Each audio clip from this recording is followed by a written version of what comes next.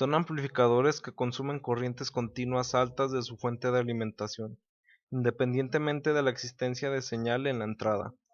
Esta amplificación presenta el inconveniente de generar una fuente y constante cantidad de calor que ha de ser disipada. Esto provoca un rendimiento muy reducido al perderse una parte importante de la energía que entra en él. Es frecuente en circuitos de audio y en equipos domésticos de gama alta, ya que proporcionan gran calidad de sonido al ser muy lineal, con poca distorsión. Tiene una corriente de polarización igual a la corriente de salida que pueden entregar.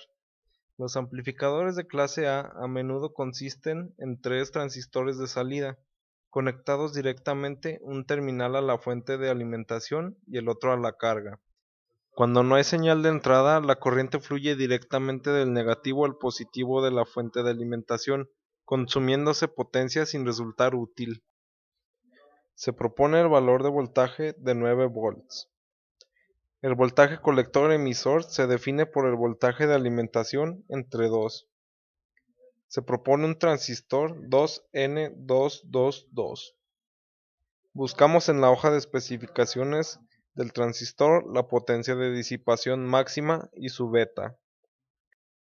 Se determina el valor de la corriente de colector máxima. Se propone ICQ a la mitad del valor de la corriente de colector máxima. Obtenemos la resistencia del emisor igual a 16.2 ohms, la resistencia del colector igual a 64.8 ohms y la resistencia de la base de 296.46 ohms. Aplicando las fórmulas vistas en clase, obtenemos los valores de los capacitores.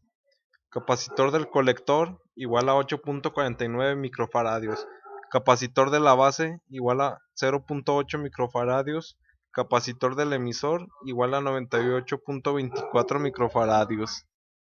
Gracias al software PSpice podemos construir el circuito para simularlo y obtener la señal de entrada y la señal de salida amplificada.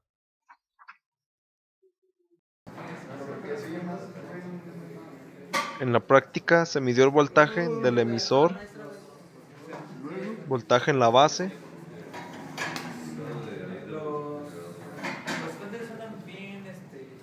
y voltaje en el colector.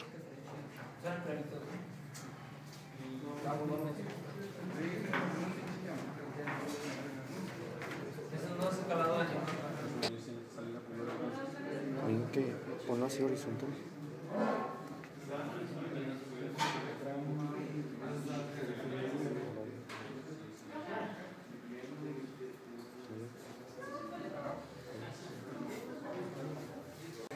El voltaje de alimentación es de 9 volts. Aquí vemos la señal de entrada con un voltaje de pico a pico de 216 milivolts y la señal amplificada con un voltaje pico a pico de 4 volts, con una frecuencia de 1000 Hz.